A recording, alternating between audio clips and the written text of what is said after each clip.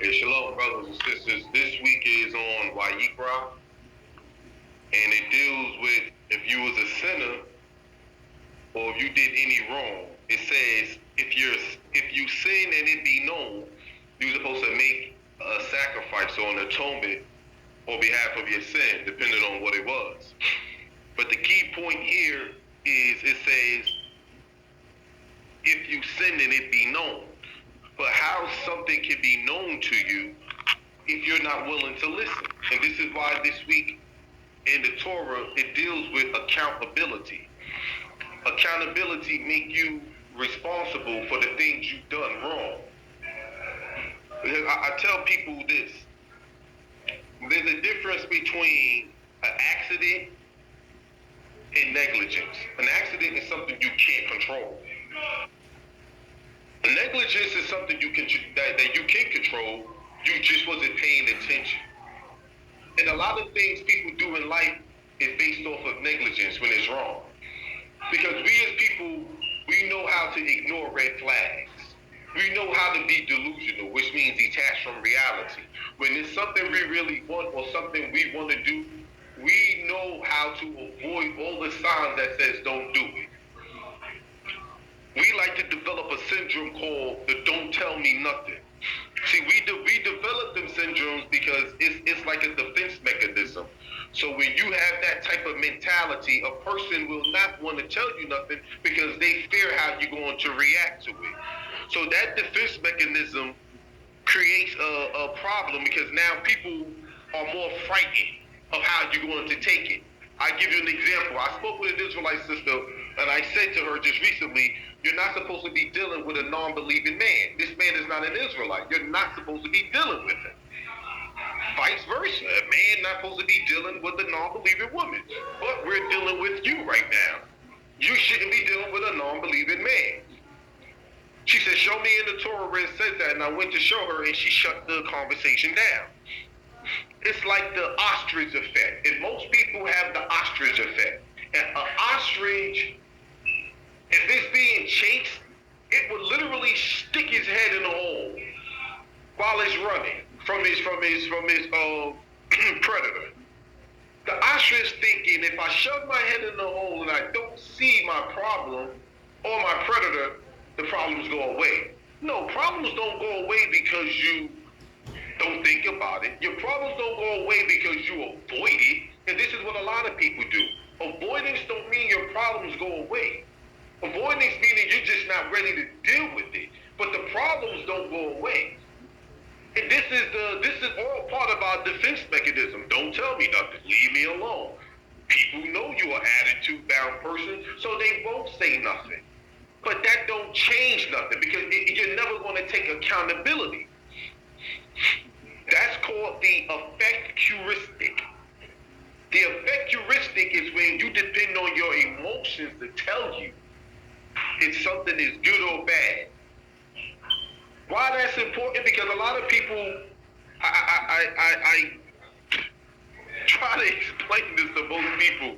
They will agree with it, but they will still do it. People will make decisions, wrong decisions.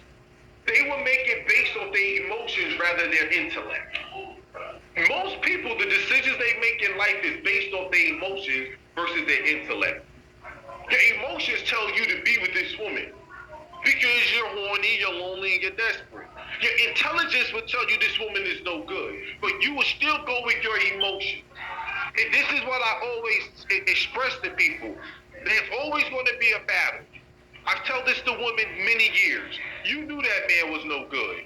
Don't have hindsight bias. Now it's over. Yeah, I knew he was no good. Something was telling me. I just knew it. I felt it. No, you didn't.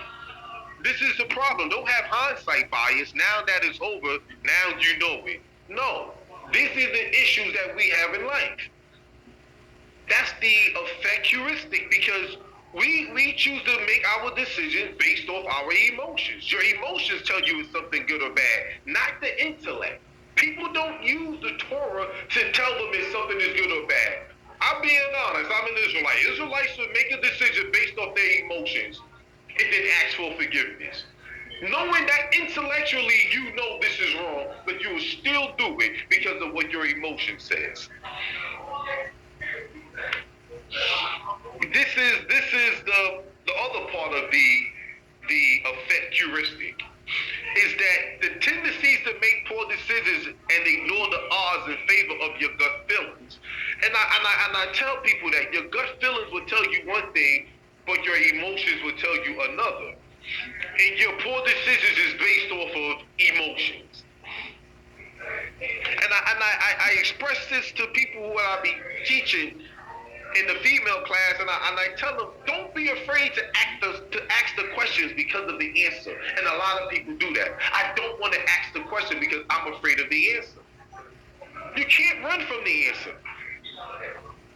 And I tell them the answer sometimes, your question sometimes is the answer. If you got to ask yourself a question whether or not this man or woman love you, you basically answered the question. The answer is in the question. The problem is we don't want to live in the answer. The answer is going to go against our emotions. The answer is going to go against our pride.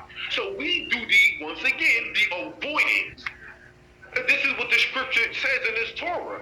If it be known. Well, how something can be known to you if your emotions is very high? How something can be known to you if you got a defense mechanism and you don't want to hear nothing? This is the difference between someone who's ignorant and someone who's willful ignorant. The willful ignorant that's a choice. You chose to be that. That's a choice. Willful ignorance is because you chose to be that way. Why you think in the scriptures it says in Hosea 4:6, for my people are destroyed for the lack of knowledge because you have rejected knowledge? We reject things. It's like eating bad food and throwing it up. Your body, you don't want it. We do the same thing mentally to certain things. Oh, this person is saying that. Nah, I ain't trying to hear it. You know how to turn yourself off from people who may say something to you that's going to contradict or go against your emotions. Go against what you want right. In life, I've explained this to many young brothers and sisters. Before I end, you got logic versus benefits. Logic will tell you drug dealing is wrong.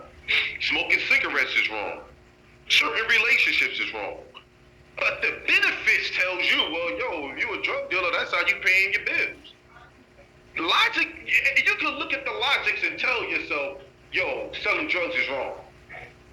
But then you can look at it and say, well, I can see the benefits in it. Logics tell you that smoking cigarettes is bad for you. That's logic. It's on the box of the cigarettes. But benefit-wise, it helps you with your nerves, it calms you. You can always find benefits. You're always going to have a problem with logic versus benefit. Because logic tells you this is what you should do. However, benefit says, but look at this. Look at this. Logic says, men, don't be cheating on your woman. But the benefits is, I got more than one woman screwing. Not in a good way, because I do believe that a man can have more than one wife. I know some of you women may not like it. But at the end of the day, there's benefits. Like the man that said, I don't want to use a condom because it feels good. The logic is, do you know what this woman has? Your logic tells you no. That's stupid. You sleeping with someone who you don't know what they have. But the benefits is it feels good. It feels better without a condom. We tend to go with the benefits versus the logic. The effect heuristic, that's what we tend to develop. And with that, I'm going to end it. This week is Vayikra, and it talks about accountability. Once you know something is wrong and it be known to you, then you make amends for it. Take accountability. But in order for you to know something, for it to be known to you, you have to first listen and ask the questions that you may not want to accept the answers of. Shalom.